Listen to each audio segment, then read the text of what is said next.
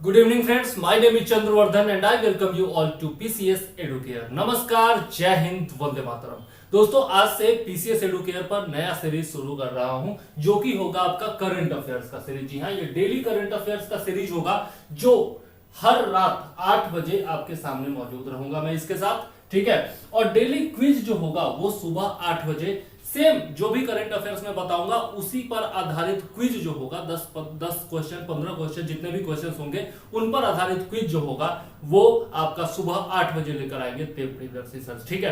तो ये complete coverage हो जाएगा आपका करंट अफेयर्स का, डेली करंट अफेयर्स होगा ये, ठीक। तो आप डेली पढ़ते रहिए, डेली वीडियो देखते रहिए और डेली अपना करंट अफेयर्स रिवीजन भी करते रहिए, ठीक है। और कोई भी एग्जाम हो, चाहे आपका यूपीएससी लेवल का हो, पीसीएस लेवल का हो, रेलवे हो, एसएससी हो, बैंकिंग हो, कोई भी एग्जाम हो, किसी भी एग्जाम में यहां से बाहर करंट अफेयर्स नहीं आएगा, इतनी गारंटी मैं दे सकता हूं। इसमें मैंने द हिंदू, पीआईबी और इंडियन एक्सप्रेस और बिजनेस टुडे, लाइव मिंट, ये सब जितना भी आपका बेहतरीन सोर्स हो सकता है करंट अफेयर्स के लिए, उन सब से मैंने लिया है। ऑल इंडिया रेडियो का भी कुछ फैक्ट इसमें उठाया हूं मैं, ठीक है। और डिफरेंट जो वेबसाइट्स होते हैं, दृष्टि हो गया, इनसाइट हो गया, अड्डा 24/7 हो गया, और डिफरेंट जो वेबसाइट्स होते हैं, उनके जो मैगजीन्स होते हैं, उनके जो डेली आर्टिकल्स होते हैं, उनसे भी फैक्ट्स निकाल करके डाला हूं, ठीक है।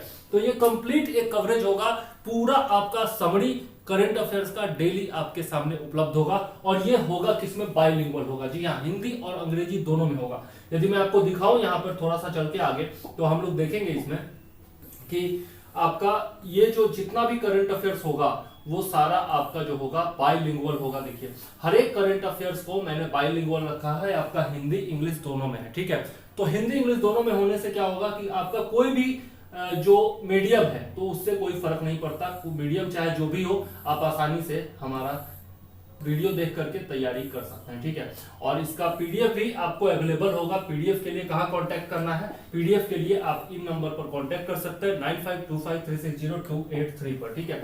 तो नंबर नोट कर लीजिए। और इसमें जैसा मैंने बताया आपको कि द हिंदू एडिटोरियल एनालिसिस भी होगा, पीआईबी का एनालिसिस होगा, ऑल इंडिया रेडियो और जितने भी ऑथेंटिक स्रोत होते हैं उन सब का इंक्लूडेड होगा, ठीक है। और आप जो है हमें फॉलो भी कर सकते हैं। यहाँ पर फॉलो करने के लिए पीसीएस एडुकेयर @PCS एडुकेयर कहीं भी टाइप करेंगे सोशल मीडिया पर तो आपको मिल जाएगा। ट्विटर हो, इंस्टाग्राम हो, आपका फेसबुक हो, यूट्यूब हो, कहीं पर भी अगर आप ये टाइप करते हैं तो आपको मिल जाएगा। टेलीग्राम पर भी ये अवेलेबल होगा, ठीक है। तो हमें फॉलो करते रहिए। और इसके लिए क्या किया हूं, एक टेलीग्राम ग्रुप भी बनाया हूं, एक पेड टेलीग्राम ग्रुप बना दिया हूं जिस पर कि आपका टोटल जितना भी पीडीएफ होगा इसका वो कंप्लीट अवेलेबल होगा, ठीक है। और मात्र 50 रुपए में, मात्र 50 रुपए पर मंथ में आप इस टेलीग्राम ग्रुप से जुड़ सकते हैं और ये पीडीएफ आपको हर दिन उपलब्ध कराया जाएगा, ठीक है। द हिंदू एनालिसिस भी होगा और साथ में ये पीडीएफ भी होगा, ठीक है। तो आप यदि जुड़ना चाहते हैं तो नंबर पर कॉल करके या फिर मैसेज करके हमसे जुड़ जाइए। चलिए, और ये सारे हमारे लिंक्स हैं जिन पर आप क्लिक करके जुड़ सकते हैं हमारे यूट्यूब चैनल से, हमारे फेसबुक ग्रुप से, हमारे इंस्टाग्राम चैनल से और बाकी सब जगहों से, ठीक है। और क्या करना है, न्यूनतम शुल्क में सभी प्रतियोगिता परीक्षाओं के नोट्स प्राप्त करने के लिए आपको कॉल करना है 9525360283 पर, ठीक है। तो चलिए, अब चूंकि पहला वीडियो था तो ये सारी बातें बताना आपको जरूरी था। अब चलते हैं हम लोग और देखते हैं आज का पहला न्यूज क्या है। आज का जो बेस्ट न्यूज है उस पर चलेंगे हम लोग और उसके बाद पहले मुख्य समाचार देख लेंगे वन लाइनर्स के फॉर्म में और उसके बाद चलेंगे हम लोग और मेन न्यूज पर चलेंगे, ठीक है। तो चलिए, थोड़ा सा इसको मैं और बड़ा कर देता हूं ताकि आपको अच्छे से दिखाई दे। तो आइए अब देखते हैं आज के प्रमुख समाचार जो है वो है कि धर्म गार्जियन 2023 का चौथा संस्करण जो है वो शुरू हो चुका है, ठीक है। देखेंगे इसके बारे में धर्म गार्जियन किसके साथ भारत का अभ्यास है, ठीक है। इसके बाद भारत उज्बेकिस्तान ने चौथा संयुक्त अभ्यास दस्तलिक फोर्स शुरू किया है, ठीक है। ये भी देखेंगे कहां पर आयोजित किया जा रहा है, बहुत ही महत्वपूर्ण न्यूज है जिससे बराबर क्वेश्चन पूछे जाते हैं, ठीक है। भारतीय अमेरिकी नील मोहन को यूट्यूब का नया सीईओ घोषित किया गया है। इसके बारे में भी डिटेल से देखेंगे नील मोहन जी के बारे में, ठीक है। उसके बाद पर्यटन मंत्रालय जो है वो 17 से 19 मई 2030 तक नई दिल्ली में पहला ग्लोबल टूरिज्म इन्वेस्टर समिट का आयोजन करने जा रहा है। इसके बारे में भी हम लोग देखेंगे, इसकी थीम वगैरह क्या है, विषय क्या है। नई दिल्ली में एक राष्ट्रीय स्तर का हैकेथॉन कवच 2023 आयोजित किया जा रहा है। ठीक है, कौन आयोजित कर रहा है, कवच 2023 का विषय क्या है, किस संदर्भ में है यह सब हम लोग देखेंगे कवच 2023 के बारे में। इसके बाद सुजलाम सुफलाम जल अभियान का छठा चरण जो है वो गुजरात में शुरू किया गया है। ठीक है, तो ये जो है महत्वपूर्ण न्यूज है, इसके बारे में डिटेल से जानने की जरूरत नहीं है। कहां पर शुरू किया गया है, गुजरात में, कौन सा चरण, छठा चरण, ये आपको याद होना चाहिए। उसके बाद केंद्रीय जल आयोग, सेंट्रल वाटर कमीशन जो है, उसने अंतरराष्ट्रीय बांध उत्कृष्टता केंद्र के विकास के लिए आईआईटी रुड़की के साथ एक समझौता ज्ञापन पर हस्ताक्षर किया है। तो ठीक है, इसके बारे में भी डिटेल से देखेंगे, लेकिन आगे चलिए। भारतीय मूल के कार्तिक सुब्रमण्यम ने नेशनल ज्योग्राफिक की पिक्चर्स ऑफ द ईयर प्रतियोगिता जीत ली है। इसके बारे में डिटेल से देखेंगे, उनका पिक्चर क्या था, उस पिक्चर का विषय क्या था और किससे प्रेरित था, वो डिटेल में देखेंगे हम लोग। इसके बाद आईआईटी कानपुर ने कोयला तथा खनिजों के परिवहन के लिए एक बहुत ही ऊर्जा कुशल प्रणाली विकसित की है। ठीक है, एनर्जी एफिशिएंट सिस्टम उसने विकसित किया है। किसने किया है, आईआईटी कानपुर ने किया है। तो ये याद रखिएगा, किसने किया है, आईआईटी कानपुर ने किया है। ठीक है, उसके बाद यूआईडीएआई, जी हाँ, आधार की जो अथॉरिटी है उसने क्या किया है, एक आर्टिफिशियल इंटेलिजेंस बेस्ड चैटबॉट विकसित किया है, जिसका नाम क्या है, आधार मित्र है। ठीक है, आधार मित्र है उस चैटबॉट का नाम। ठीक है, तो इसके बारे में भी हम लोग देखेंगे। चलिए आगे देखते हैं और क्या क्या महत्वपूर्ण न्यूज है। तो और महत्वपूर्ण न्यूज ये है कि बेंगलुरु जो है वो, बेंगलुरु का सिटी सेंटर जो है वो दुनिया में सबसे धीमे ड्राइव के लिए दूसरे स्थान पर पहुंच गया है। मतलब वहां पर ट्रैफिक इतना ज्यादा रहता है कि आपको धीमा ड्राइव ही करना पड़ेगा। ठीक है, तो वैसे रैंकिंग में ये दूसरे स्थान पर पहुंच गया है, देखेंगे इस कंप्लीट रैंकिंग के बारे में। ठीक है, चलिए, सौराष्ट्र ने बंगाल को हराकर अपना दूसरा रणजी ट्रॉफी खिताब जीत लिया है। ठीक है, तो इसके बारे में डिटेल से देखेंगे, कितने विकेट से हराया, कौन मैन ऑफ द सीरीज बना, कौन मैन ऑफ द मैच बना, इसके बारे में हम लोग डिटेल से देखेंगे और रणजी ट्रॉफी के बारे में डिटेल से जानेंगे। ठीक है, चलिए, badminton Asia mixed team championship 2023 में भारत ने कांस्य पदक हासिल किया है, ब्रॉन्ज मेडल जीता है। ठीक है, तो ये आप याद रखिएगा। उसके बाद इंग्लैंड के टेस्ट कप्तान जो है बेन स्टोक्स, उन्होंने सर्वाधिक छक्कों का रिकॉर्ड तोड़ दिया है। ठीक है, इंग्लैंड के कोच और न्यूजीलैंड के पूर्व क्रिकेटर ब्रेंडन मैकुलम के नाम था ये रिकॉर्ड, जिसको तोड़ दिया है बेन स्टोक्स ने। ठीक है, तो ये देखेंगे हम लोग इसके बारे में। और इतिहास में सबसे ज्यादा छक्का लगाने वाले खिलाड़ी कौन बन गए हैं, बेन स्टोक्स बन गए हैं, ये आपको याद रखना चाहिए। चलिए, यूनिसेफ ने आयुष्मान खुराना को बाल अधिकारों के लिए अपने राष्ट्रीय राजदूत के रूप में चुना है। ठीक है, तो यह आप याद रखिएगा, किसको बाल अधिकारों के लिए राष्ट्रीय एम्बेसडर के, नेशनल एम्बेसडर के रूप में चुना गया है, आयुष्मान खुराना को। ठीक है, ये न्यूज आपको याद होना चाहिए। उसके बाद यूएई, भारत ने बिजनेस काउंसिल का यूएई चैप्टर लॉन्च किया है, देखेंगे इसके बारे में डिटेल से।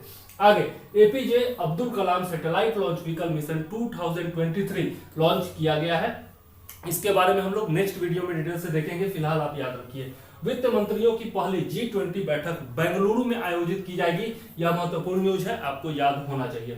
पुरुषोत्तम रूपाला ने हजीरा बंदरगाह से सागर परिक्रमा चरण 3 का शुभारंभ किया है, इसके बारे में भी हम लोग नेक्स्ट वीडियो में डिटेल से देखेंगे। उसके बाद है मृदा स्वास्थ्य कार्ड दिवस 2023, 19 फरवरी को यह मनाया जाता है, मृदा स्वास्थ्य कार्ड दिवस, मतलब सॉइल हेल्थ कार्ड डे। ठीक है, तो 19 फरवरी को मनाया जाता है, ये भी हम लोग नेक्स्ट वीडियो में ध्यान से देखेंगे। आज चूंकि पहला दिन है और इसमें मैं पूरे टॉपिक को शामिल नहीं कर पाया हूं, लेकिन और भी बहुत सारे महत्वपूर्ण टॉपिक हैं जो कि आपको इसमें देखने को मिलेंगे। ठीक है, तो चलिए देखते हैं डिटेल में अब पहला न्यूज। और द हिंदू एनालिसिस जो है वो भी आज मैं शामिल नहीं कर पाया हूं, थोड़ा कुछ टेक्निकल इश्यू, आज पहला दिन था तो ये आ गया।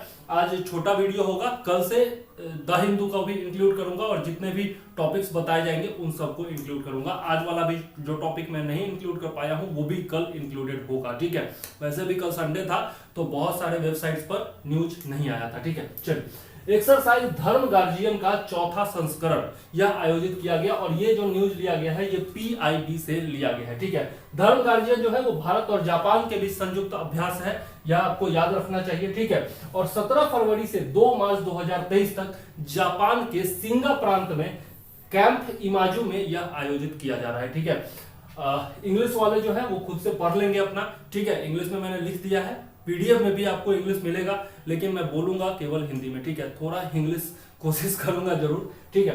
भारतीय सेना की गढ़वाल राइफल्स रेजिमेंट के जो सोल्जर्स हैं वो इसमें भाग ले रहे हैं, ठीक है। ये याद रखिएगा, जापान से कौन भाग ले रहा है ये जरूरी नहीं है, ठीक है। चलिए, और संयुक्त अभ्यास जो है वो दोनों के बीच क्या करेगा, दोनों सेनाओं के बीच में जो इंटर ऑपरेबिलिटी है उस पर ध्यान फोकस करेगा, ठीक है। तो ये याद रखिएगा, ठीक है। धर्म गार्जियन किसके किसके बीच है, भारत और जापान के बीच में, ठीक है। चलिए, नेक्स्ट है भारत उज्बेकिस्तान ने चौथा संयुक्त अभ्यास दस्तलिक 4 शुरुआत किया है, ठीक है। और यह जो है आपका दस्तलिक जो है 2023 चौथा संस्करण है, 20 फरवरी से यह शुरू किया जा चुका है और 5 मार्च 2023 तक कहां चलेगा, पिथौरागढ़ उत्तराखंड में आयोजित किया जाएगा, ठीक है। याद रखिएगा, पिथौरागढ़ उत्तराखंड में यह आयोजित किया जाएगा, ठीक है। 45 जो सोल्जर्स होंगे वो दोनों तरफ से होंगे, ठीक है। और भारतीय दल का प्रतिनिधित्व कौन करेगा, तो 14वीं बटालियन गढ़वाल राइफल्स के द्वारा किया जाएगा, जो कि वेस्टर्न कमांड का हिस्सा है, ठीक है। याद रखिएगा। चलिए आगे देख लेते हैं। इसका जो तीसरा संस्करण जो 2022 में आयोजित किया गया था वह 22 से 29 मार्च तक उज्बेकिस्तान के यांगियारिक जिले में आयोजित किया गया था, ठीक है। तो पिछला संस्करण कहां आयोजित किया ये भी मैंने बता दिया, और पहली बार कब आयोजन किया गया था, नवंबर 2019 में आयोजित किया गया था उज्बेकिस्तान में, यह भी आप याद रखिएगा। तो इस अभ्यास की शुरुआत कब हुई थी, 2019 में हुई थी उज्बेकिस्तान से, ठीक है। आपको याद रखना चाहिए। चलिए इसी तरीके से डिटेल से बढ़ेंगे, ठीक है।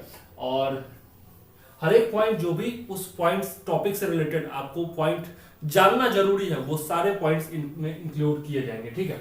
भारतीय अमेरिकी नील मोहन यूट्यूब के नए सीईओ बनाए गए हैं, ठीक है। सीईओ मतलब मुख्य कार्यकारी अधिकारी, चीफ एग्जीक्यूटिव ऑफिसर, ठीक है।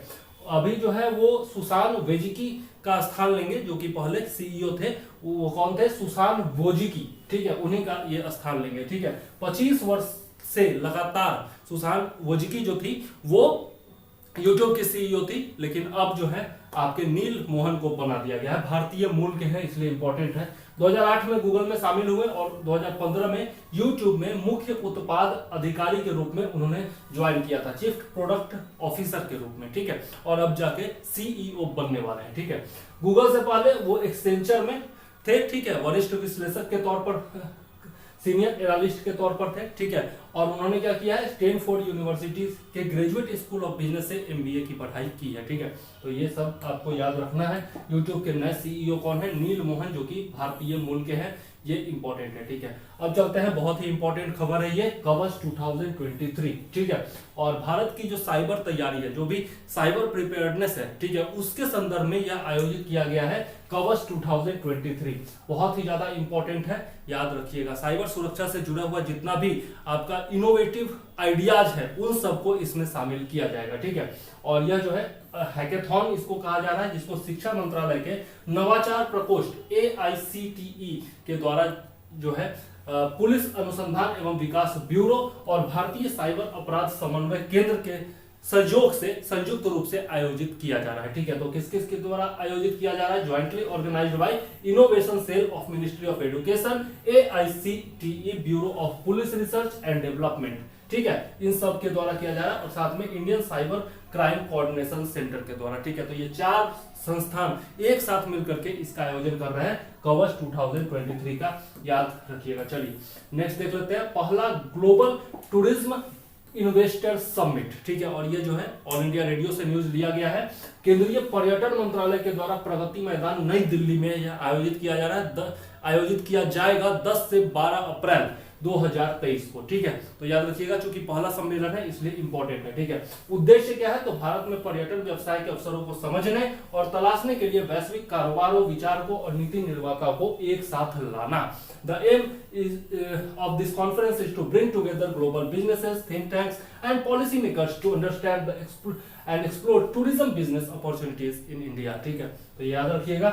और इस संबंध में पर्यटन मंत्रालय 17 जनवरी 2023 को चंडीगढ़ में एक रोड शो का आयोजन किया गया है, ठीक है। चंडीगढ़ में आयोजन किया गया रोड शो का, ये याद रखिएगा, ठीक है। बाकी कुछ खास इसमें इंपॉर्टेंट नहीं है, देख लीजिएगा खुद से, जब पीडीएफ पढ़िएगा तो आसानी से आपको पता चल जाएगा, ठीक है। जो जो इंपॉर्टेंट पॉइंट है वही मैं समझाता हुआ चलूंगा, जो भी समझने वाला पॉइंट है वही बताता हुआ चलूंगा, ठीक है। बेंगलुरु सिटी सेंटर दुनिया के सबसे धीमे ड्राइव के लिए दूसरे स्थान पर आ गया है, लाइव मिनट का ये न्यूज है, ठीक है। और ये किसके द्वारा जारी किया गया रिपोर्ट, टॉम कॉम के द्वारा, टॉम नाम की एक संस्था है जिसके द्वारा यह रिपोर्ट जारी की गई है, ठीक है। और बेंगलुरु के ट्रैफिक ने 2022 में सड़क मार्ग से यात्रा के समय के लगभग आधे घंटे के साथ 10 किलोमीटर दूरी तय करने के लिए, मतलब आधा घंटा लग गया। कितना? आधे घंटे के साथ 10 किलोमीटर की दूरी, मतलब 10 किलोमीटर का दूरी तय करने में आधा घंटा लग गया। और यह जो था दूसरा सबसे बड़ा रिकॉर्ड था, ठीक है। तो दुनिया का दूसरा सबसे धीमा स्थान ये बन गया है बेंगलुरु का सिटी सेंटर, ठीक है, याद रखिएगा, ठीक है, बेंगलुरु का सिटी सेंटर, ठीक। अब इसमें देख लेते हैं 2022 में 10 किलोमीटर की यात्रा करने के लिए लंदन में 36 मिनट और 20 सेकेंड के औसत के साथ पहले स्थान पर है। तो लंदन जो है उसमें 10 किलोमीटर का यात्रा करने में 36 मिनट से ज्यादा समय लग गया, तो वो पहले स्थान पर है। और बेंगलुरु का सिटी सेंटर दूसरे स्थान पर है। डबलिन तीसरे स्थान पर है। सप्पोरो जापान का शहर है जो कि आपका चौथे स्थान पर है। और मिलान इटली जो है वो 5वें स्थान पर है इस लिस्ट में, ठीक है। टॉम के द्वारा जारी किया गया है, ध्यान रखिएगा। सुजलाम सुफलाम जल अभियान का छठा चरण जो है वो गुजरात में शुरू किया गया है, ठीक है। और उद्देश्य क्या है इसका? तो जो आपका भूजल का स्तर होता है, भूजल का स्तर जो होता है उसको ऊपर उठाना और वर्षा जल का अधिकतम उपयोग करना, to raise the ground water level and to make the optimum use of rain water, ठीक है। अब यह चरण जो है 104 दिनों तक चलेगा और 31 मई 2023 तक जारी रहेगा, ठीक है। और विकास कार्य इसमें किए जाएंगे जैसे deepening of lakes, desilting of check dams and reservoirs, cleaning of canals etcetera, ठीक है। तो ये याद रखिएगा। चलिए आगे देख लेते हैं। नेक्स्ट न्यूज हमारा क्या है? नेक्स्ट न्यूज है हमारा कि 18वीं विश्व सुरक्षा कांग्रेस का आयोजन किया गया, ठीक है। किसके द्वारा? इंटरनेशनल यूनियन ऑफ रेलवे और रेलवे सुरक्षा बल, मतलब आरपीएफ भारत के द्वारा किया गया। कहां किया गया? जयपुर में किया गया 21 से 23 फरवरी तक। तो किसके द्वारा आयोजन किया गया ये याद रखिएगा। कहां किया गया? जयपुर में किया गया। 18वीं विश्व सुरक्षा कांग्रेस। इसका विषय क्या था? सब्जेक्ट क्या था? तो railway safety strategy, responses and vision for the future, ठीक है, ये इसका थीम था, ठीक है। और इसको 4 सत्रों में विभाजित किया गया है, ठीक है। Human safety approaches, best railway safety equipment and practices around the world and vision 2030, ठीक है। तो ये याद रखिएगा, ठीक। कौन कौन सा सत्र है? Safety of critical assets and goods, human safety approaches, best railway safety equipment and practices around the world and vision 2030। ये 4 सत्र टोटल आयोजित किए जाएंगे। इससे पहले भी 2006 और 2015 में ऐसे ही 2 सम्मेलन आयोजित किए जा चुके हैं। और इसके बारे में थोड़ा सा डिटेल से जानना जरूरी है, आरपीएफ के बारे में। और ये इंटरनेशनल यूनियन जो है रेलवे का, इसके बारे में भी जानना जरूरी है। इसको क्या कहा जाता है? यूनियन इंटरनेशनल देश कम्युनिस्ट डे फेयर इसको कहा जाता है, या इंटरनेशनल यूनियन ऑफ रेलवे का मुख्यालय कहाँ है? पेरिस, फ्रांस में है, ठीक है, ये याद रखिएगा। और यह एक पेशेवर संघ है जो कि 1922 से अस्तित्व में है। तो 1922 में इसकी स्थापना की गई थी। अब देखते हैं भारतीय रेलवे सुरक्षा बल के बारे में, आरपीएफ के बारे में। यदि रेलवे में है, आप रेलवे की तैयारी करते हैं तो बहुत ही ज्यादा इंपॉर्टेंट है। तो यह जो है भारत में रेलवे सुरक्षा के क्षेत्र में प्रमुख सुरक्षा और कानून प्रवर्तन एजेंसी है, ये तो सब लोग जानते हैं। और इसका गठन जो है वो रेलवे संपत्ति की बेहतर सुरक्षा के लिए 1957 में किया गया था। बहुत ज्यादा इंपॉर्टेंट है, 1957 में एस्टैब्लिश किया गया था आरपीएफ को, ठीक है। और आरपीएफ के महानिदेशक कौन है? तो संजय चंदन है। ये भी आपको याद रखना चाहिए, ये वर्तमान निदेशक है, इसलिए याद रखिएगा। चलिए आगे देख लेते हैं। भारतीय मूल के कार्तिक सुब्रमण्यम ने नेशनल ज्योग्राफी की पिक्चर ऑफ द ईयर प्रतियोगिता जीत ली है, ठीक है। और इनका जो शीर्षक था वो था डांस ऑफ द ईगल्स, ठीक है। और यह जो शीर्षक है वो आरआर मार्टिन के लोकप्रिय उपन्यास ए डांस विद ड्रैगन से प्रेरित है, ठीक है। और ये आप फोटो देख सकते हैं, यही फोटो था जिसने नेशनल ज्योग्राफिक का आपका पिक्चर्स ऑफ द ईयर जीता है, ठीक है। चलिए याद रखिएगा, नाम क्या है?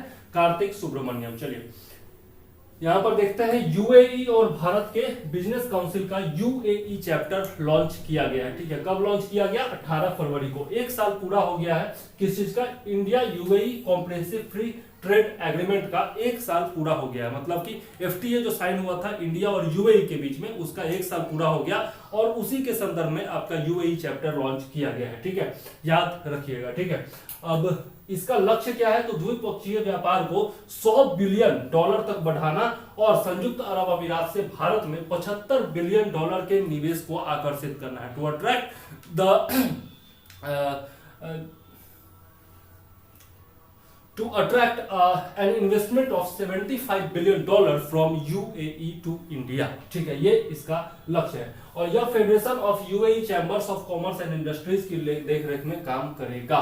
ठीक है, ये याद रखिएगा। ठीक है, और इसका कार्यालय कहाँ होगा? ऑफिस होगा दुबई में। और अध्यक्ष किसको चुना गया है? तो KF होल्डिंग्स के फैजल कोट्टीकोलोन को इसका अध्यक्ष चुना गया है, तो यह भी याद रखिएगा। ठीक है, और बाकी प्रमुख भागीदार और हितधारक कहां से हैं? यूएई से कौन है और इंडिया से कौन है, ये आप पीडीएफ में पढ़ लीजिएगा। चलिए, तो याद रखिएगा इसका मुख्यालय कहाँ है, अध्यक्ष कौन है। ठीक है, और FTA एग्रीमेंट किसके साथ? FTA एग्रीमेंट को 1 साल पूरा हुआ है, ये क्वेश्चन पूछा जा सकता है, तो यूएई। अब है सौराष्ट्र ने बंगाल को हराकर दूसरी बार रणजी ट्रॉफी का खिताब जीत लिया है। ठीक है, 9 विकेट से हराया है सौराष्ट्र ने बंगाल को, ये और दूसरी बार जीता है। तो पहली बार कब जीता था, ये क्वेश्चन होगा। तो 2019-20 में रणजी ट्रॉफी का खिताब सौराष्ट्र ने पहली बार जीता था। ठीक है, और इस बार जो है आपका सौराष्ट्र के कप्तान जयदेव उनाटकर जो है, जिन्होंने 9 विकेट लिया, उनको मैन ऑफ द मैच चुना गया। और अर्पित वासवारा, ये भी सौराष्ट्र के ही है, जिनको की आपका मैन ऑफ द सीरीज चुना गया, मैन ऑफ द टूर्नामेंट चुना गया। अब देखें थोड़ा सा रणजी ट्रॉफी के बारे में, थोड़ा डिटेल से देखते हैं। तो रणजी ट्रॉफी टूर्नामेंट जो है वो 1934 से खेला जा रहा है और पहला मैच जो है इसका खेला गया था 4 नवंबर 1934 को चेपक ग्राउंड में मद्रास और मैसूर के बीच में खेला गया था। ठीक है, ये याद रखिएगा। मुंबई ने सबसे ज्यादा 41 बार यह टूर्नामेंट जीता है और रणजी ट्रॉफी का नाम महाराजा रंजीत सिंह के नाम पर रखा गया है। ठीक है, तो ये रणजी ट्रॉफी के बारे में कुछ महत्वपूर्ण चीजें हैं। वैसे नंबर ऑफ टीम्स जो होते हैं इसमें 37 होते हैं। ठीक है, ये भी याद रखिएगा। नेक्स्ट है electronic manufacturing supply chain ecosystem के सेमीकॉन सम्मेलन का उद्घाटन किया गया है। ठीक है, और ये जो है आपका किसने किया है? अश्विनी वैष्णव जी ने किया है, जो कि आपके इलेक्ट्रॉनिक्स और सूचना प्रौद्योगिकी मतलब इलेक्ट्रॉनिक्स और आईटी मिनिस्टर हैं और साथ में रेलवे मिनिस्टर भी हैं अश्विनी वैष्णव। इन्होंने दिल्ली में इसका आयोजन किया है, मतलब उद्घाटन किया है। ठीक है, और सम्मेलन का आयोजन किसने किया है? आपूर्ति प्रबंधन संस्थान के द्वारा किया गया है। ठीक है, इंस्टीट्यूट ऑफ सप्लाई मैनेजमेंट के द्वारा, ये भी याद रखिएगा। चलिए, अब थोड़ा सा इसके बारे में देख लेते हैं, भारत के सेमीकंडक्टर मिशन के बारे में देख लेते हैं। तो 29 दिसंबर 2022 को यह जो है आपका सूचना प्रौद्योगिकी मंत्री अश्विनी वैष्णव के द्वारा इसकी शुरुआत की गई थी। इंडिया किसकी? जो आपका सेमीकंडक्टर मिशन है इंडिया का, उसकी शुरुआत की गई थी। और इस नीति के तहत सरकार जो है वो भारत में विनिर्माण सुविधाएं स्थापित करने के लिए, मैन्युफैक्चरिंग फैसिलिटीज एस्टैब्लिश करने के लिए कितना रुपया देगी? तो 76,000 करोड़ रुपए का प्रोत्साहन राशि आवंटित करेगी। ठीक है, ये याद रखिएगा।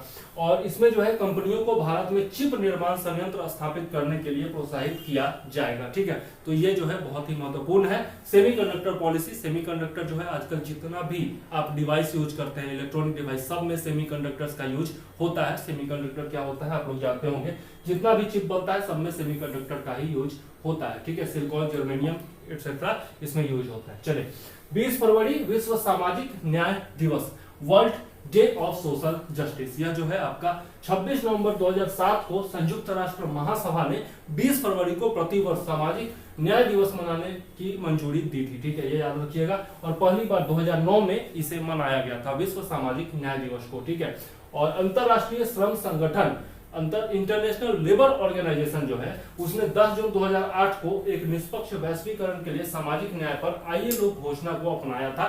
The international labour organisation unanimously adopted the ILO declaration on social justice for fair globalisation on 10th of June 2008। ठीक है, ये याद रखिएगा।